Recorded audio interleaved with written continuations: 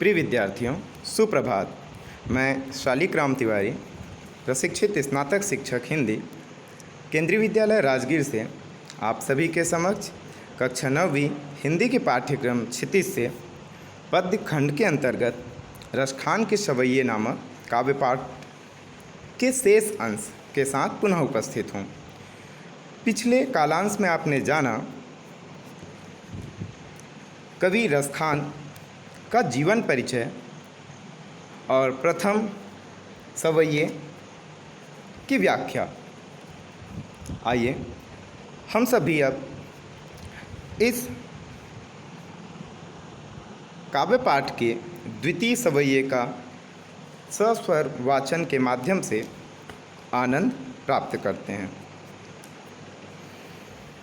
याल कुटियरु कामरिया पर राजती हूँ पुर को तजे डारों आठों सिद्धि नवनिधि के सुख नंद की गाई चराई बिसारों आठों सिद्धि नवनिधि के सुख नंद की गाई चराई बिसारों रसखान कबइन आखिन ब्रज के बन बाग तड़ाग निहारों कोटिक एकल धौत के धाम करील के कुंजन ऊपर वारों कोटिक एकल धौत के धाम करील के कुंजन ऊपर वारों।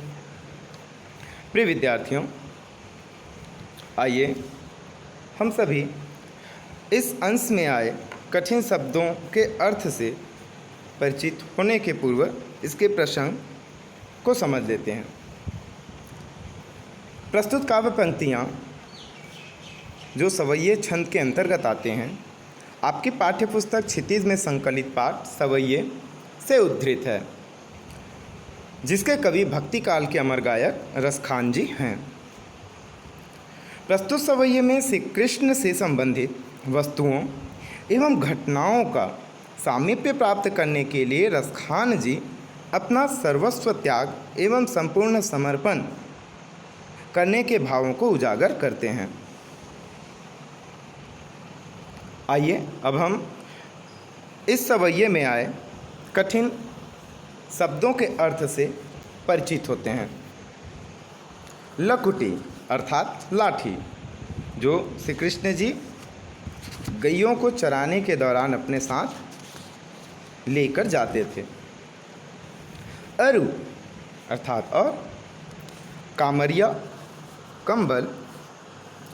तीहूं लोक अर्थात तीनों लोक, जो शास्त्रों में ग्राह्य है। तजी अर्थात छोड़ना, त्याग करना। 8 सिद्धियाँ, 8 प्रकार की अलौकिक शक्तियाँ जिसकी प्राप्ति से किसी भी प्रकार के चमत्कार किए जा सकते हैं। इन 8 सिद्धियों के नाम अणिमा, महिमा, गरिमा, लघिमा, प्राप्ति, प्राकाम्य, ईशित्व और वसित्व इस प्रकार से हैं।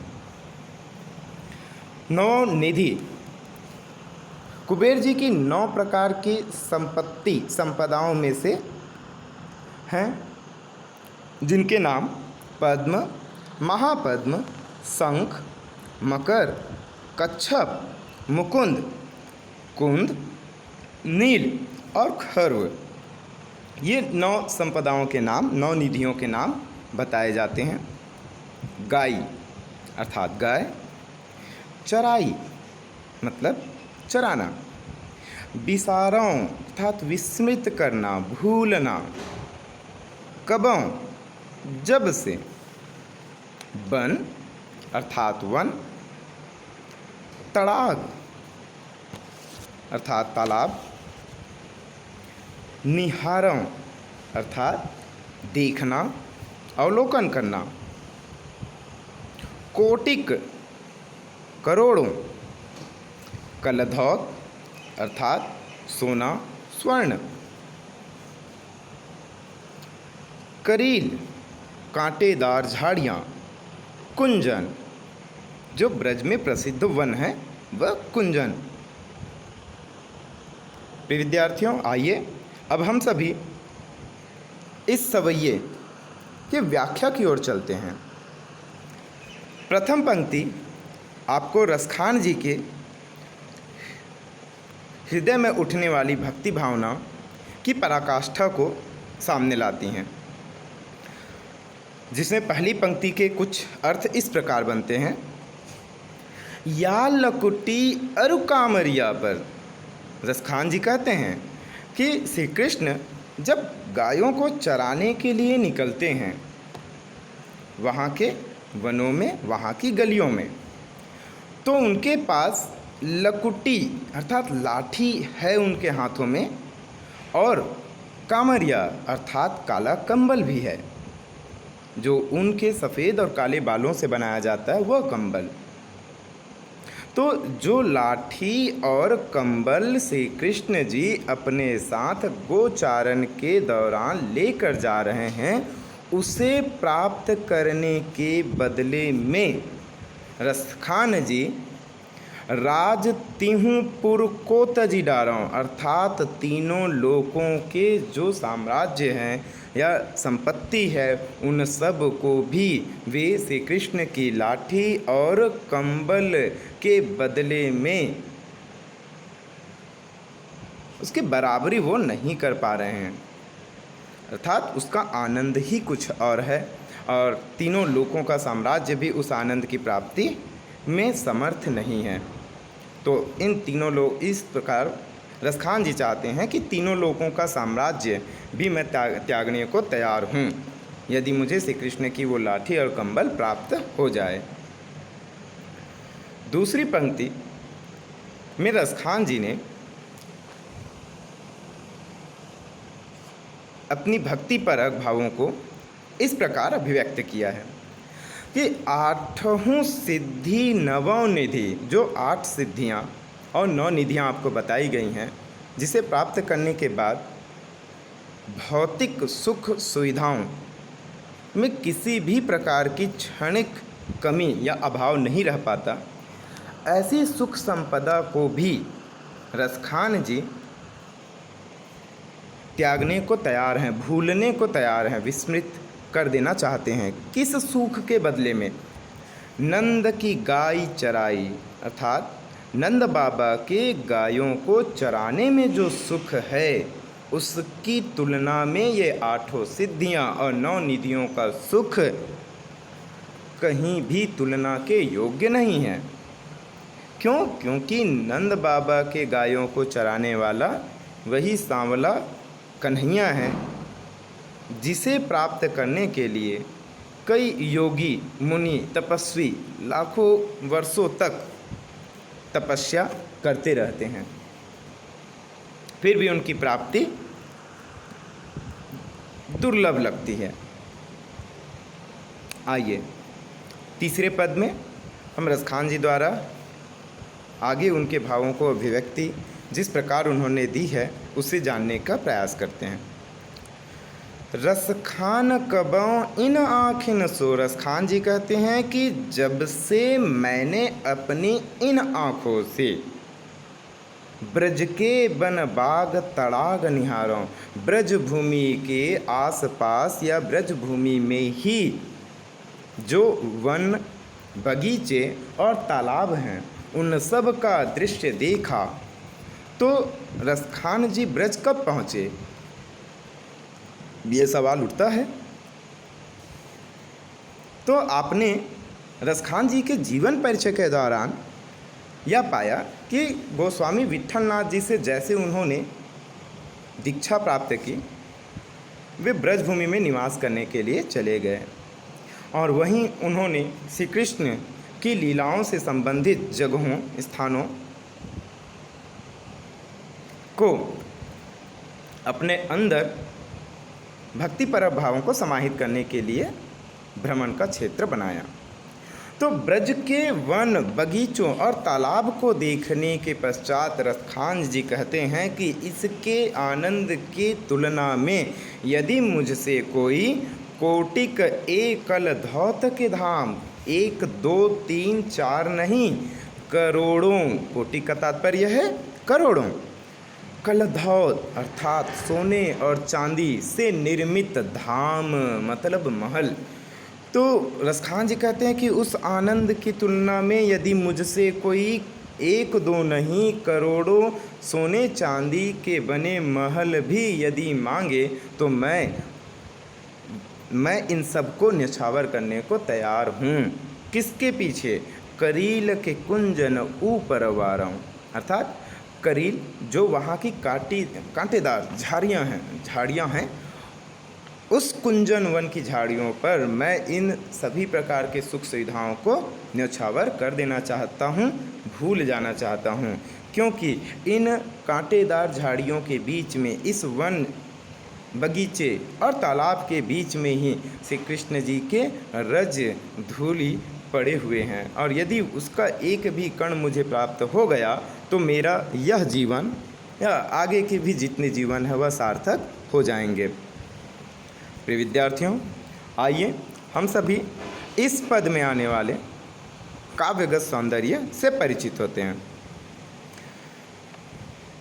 प्रस्तुत अंश में रसखान कवि के द्वारा कृष्ण से संबंधित किसी भी घटना या वस्तु का सामीप्य प्राप्त करने के बदले में किसी भी प्रकार की संपदा से उसका मोल चुका पाना या चुकाया जाना असंभव प्रतीत होता है। यह बताया रसखान जी ने अपने भावों को इन पदों में। ब्रज भाषा का सुंदर और सरस प्रयोग यहाँ देखते ही बनता है। मुक्तक शैली में यह पद गायन योग्य, लयबद्ध किए जाने योग्य रहा। शांत एवं भक्ति रस का सुंदर संतुलन देखने को मिला। भक्ति रस जिसे हिंदी व्याकरणाचार्यों के द्वारा 11वें रस के रूप में स्वीकार किया जाता है। सवैया छंद इन पंक्तियों में आपको दिखाई दिया। करील के कुंजन, यहाँ क वर्ण की आवृत्ति होने से अनुप्रास अलंकार दृष्टिगत है, और शांति एवं भक्ति रस से समाहित इन पदों में प्रसाद गुण भी देखने को मिला। प्रिय विद्यार्थियों, आइए अब हम सभी इस सवैये के अगले पद की ओर बढ़ते हैं। यह पद भी बहुत ही सुंदर, लयबद्ध किए जाने योग्य है, अतः इसका रसास्वादन हम सभी करते हैं। मोर पखा सिर ऊपर राखी हाँ गुंज की माल गरे पहिरंगी, ओढ़ी पीताम्बर लैल कुटी बन गोधन ग्वारनी संग फिरंगी, ओढ़ी पीताम्बर लैल कुटी बन गोधन गारनी संग फिरोंगी, भाव तो वो ही मेरो रस खानी, सो तेरे कहे सब स्वांग करूँगी, या मुरली मुरलीधर की अधरान धरी अधरान धरूँगी, या मुरली मुरलीधर की अधरान धरी अधरान धरूँगी। प्रिय विद्यार्थियों, आइए इस पद के शब्दार्थ से अवगत होने से पूर्व हम इसमें रसखान जी ने किस प्रसंगवश इन पदों की रचना की वह जानने का प्रयास करते हैं। प्रस्तुत काव्य पंक्तियाँ जो व्याकरणिक दृष्टिकोण से सवैये छंद के अंतर्गत आता है, आपकी पाठ्यपुस्तक क्षितिज में संकलित पाठ रसखान के सवैये से अवतरित हैं, जिसके कवि भक्ति काल के द्वितीय सूर्य की उपाधि प्राप्त प्रखर कवि रसखान जी हैं। प्रस्तुत सवैये में कृष्ण के वियोग में व्याकुल रहने वाली गोपियों की मनोदशा का बड़ा ही मोहक वर्णन किया गया है। कृष्ण प्रेम में निमग्न जो गोपियां हैं वे कृष्ण का वेश धारण करके अपने हृदय को सांत्वना प्रदान कर रही हैं, अपने आप को ढांढस बंधा रही हैं और जीवन को बनाए रखने का एक इनके पास जरिया बचा हुआ है कि कृष्ण जी ने उन्हें आने का वचन दे रखा है।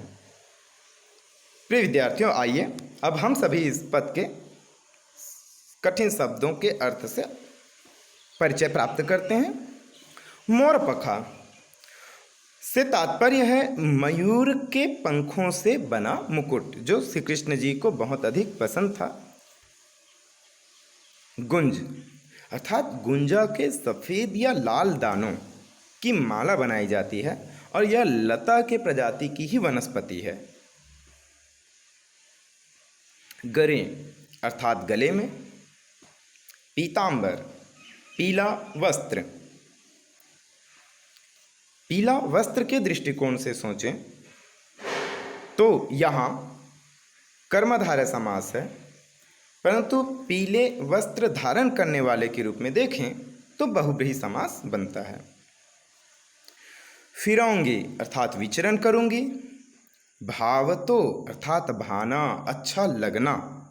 स्वांग अर्थात नाटक, हाव भाव से संबंधित मुद्राएं।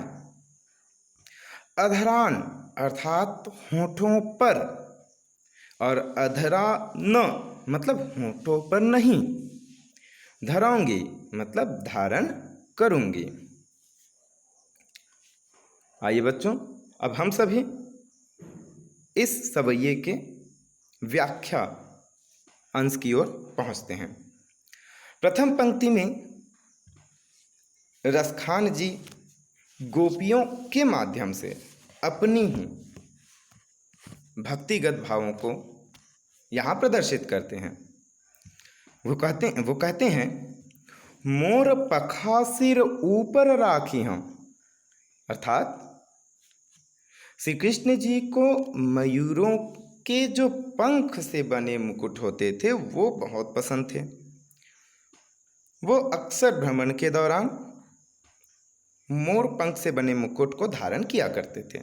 तो गोपियाँ कहती हैं क्यों ना हम भी वैसा ही वेशभूषा बनाएं ताकि श्री कृष्ण जी हमसे दूर हैं ऐसा आभास ही ना हो। तो एक गोपी दूसरी गोपिकाओं से कहती है कि मैं तो श्री कृष्ण जी के ही जैसे सिर पर मयूर पंख से बने मुकुट को धारण करूंगी और गुंज की माल गरे पहिरूंगी, मतलब गले में गुंज की जो लताएं हैं उनसे बनने वाली माले हार को मैं धारण करूंगी। क्यों? क्योंकि इन्हीं लताओं के बीच में कदम्ब वृक्ष के नजदीक श्री कृष्ण जी झूला झूला करते थे। और दूसरी पंक्तियों में रसखान जी ने गोपी के अन्य भावों को उजागर किया है, जिसमें वो कहती हैं ओढ़ी पीताम्बर लय लकुटे, अर्थात मैं पीताम्बर ओढ़कर श्री कृष्ण जी को पीताम्बर और नीलांबर दोनों ही प्रकार के वस्त्र, पीत और नील, पीले और नीले बहुत ही पसंद थे। और वो जब भी भ्रमण के लिए निकलते या गोचारण के लिए निकलते तो उस दौरान वो अपने अंग में पीताम्बर ओढ़े रहते थे। तो गोपिकाएं कह रही हैं कि मैं तो श्री कृष्ण जी की ही तरह पीताम्बर वेश धारण करूंगी और लय लकुटी, मैं हाथों में लाठी भी लिया करूंगी जैसे वो कृष्ण जी लिया करते थे जब वे गोचारण के लिए निकलते थे। बन गोधन गायों रूपी धन, अर्थात गायों का जो झुंड गोचारण के लिए निकाले जाते थे उस गोधन कहा गया है। और ग्वारनी संग फिरूंगी, मैं अपनी सहेलियों के साथ साथ उस गायों के झुंड के साथ घूमूंगी, विचरण करूंगी, ताकि कृष्ण जी का अभाव ना खटके। तीसरे भाव में रसखान जी के प्रेम की, उनकी भक्ति की पराकाष्ठा छलक उठती है और वो कहते हैं गोपिकाओं के माध्यम से कि भाव तो वो ही मेरो रस खाने, अर्थात मेरे मन को तो बहुत अधिक भाते हैं श्री कृष्ण जी, और इसीलिए हे सखी तुम जो कह दोगी मैं वही वेशभूषा धारण कर लूँगी, वही स्वांग, वही हाव भाव, सो तेरे कहे सब स्वांग करूँगी। अर्थात उनकी प्रसन्नता के लिए तुम जैसा वेशभूषा धारण करने के लिए कहोगी मैं वैसा ही वेश बना लूँगी, वैसा ही स्वांग रच लूँगी। परंतु आगे की पंक्ति में रसखान जी गोपिकाओं के विरह वियोग को दर्शा रहे हैं। गोपिकाओं के माध्यम से रसखान जी कहते हैं या मुरली मुरलीधर की, अर्थात ये जो मुरली है, बांसुरी है, श्री कृष्ण जी जो हमेशा से लगातार अपने होठों पर धारण किए रहते हैं, होठों से उस बांसुरी का गुंजन चारों ओर बिखेर देते हैं, तो ये हमारे लिए हमारे सौतन की तरह है जो श्री कृष्ण को हमसे बहुत दूर ले गई। ना जाने वो बांसुरी बजाते बजाते कहाँ भटक गए और हम तक पहुँचने का रास्ता भी उनको शायद भूल गया है। इसीलिए मैं इस मुरली को जो श्री कृष्ण जी की अधरान होठों पर बनी रहती है उसे अधरा न धरूंगी, कभी भी अपने होठों पर धारण नहीं करूंगी, क्योंकि ना जाने हमारी भी वही अवस्था हो जाए, हम भी इस बैरीन बांसुरी के धुन में पगली सी होकर कहीं भटक जाएंगे और श्री कृष्ण जी का प्रेम हमसे भी विस्मृत हो जाएगा या हम उन तक पहुंचने का रास्ता भूल जाएंगे। दूसरे अर्थ ऐसे भी हैं कि श्री कृष्ण जी ने आने की बात कह रखी है तो उनके आने तक हमें इस अवस्था में ही बने रहना होगा। आइए प्रिय विद्यार्थियों, अब हम इस पद में आए काव्यगत सौंदर्य की ओर दृष्टिपात करते हैं। प्रस्तुत छंद में कृष्ण के प्रति गोपियों के अनन्य प्रेम और बांसुरी के प्रति स्त्रियोचित ईर्ष्या जलन का स्वाभाविक चित्रण किया गया है। स्त्रियोचित ईर्ष्या अर्थात एक स्त्री दूसरे स्त्री के प्रति जो ईर्ष्या का भाव रखती है, वैसा ही यहाँ गोपिकाओं ने बांसुरी को अपनी सौतन या बैरिन के रूप में स्वीकार कर उससे ईर्ष्या के भाव प्रदर्शित किए हैं। ब्रज भाषा का सुंदर समावेश देखने को मिलता है। मुक्तक शैली में ये पद रचित हैं। माधुर्य गुण से ओतप्रोत यह रचना है जिसमें श्रृंगार परक रचनाएं अधिकांशतया माधुर्य गुण के अंतर्गत आते हैं। श्रृंगार रस इन पदों में आपने देखा, वियोग श्रृंगार की भी छटा आपको अंतिम पदों में दिखाई दिया। सवैया छंद इन पदों में देखते ही बनता है। और अंतिम जो पंक्ति है या मुरली मुरलीधर की और अधरान धरूंगी, यहाँ अनुप्रास और यमक की सुंदर छटा देखने को मिलती है। माँ वर्ण की आवृत्ति से अनुप्रास अलंकार तथा अधरान, जो पहले अधरान शब्द इस्तेमाल में लाया गया है उसका अर्थ है होठों पर, तथा दूसरा अधरान अर्थात होठों पर नहीं। इस प्रकार इसके दो अर्थ होने से यह यमक देखने में एक जैसे हैं लेकिन अर्थ में भिन्नता प्रदर्शित है, तो यहाँ यमक अलंकार दिखाई पड़ रहा है। प्रिय विद्यार्थियों, रसखान के सवैये में से अंतिम सवैया और उसकी व्याख्या अगले कालांश में लेकर मैं पुनः उपस्थित होऊंगा। धन्यवाद।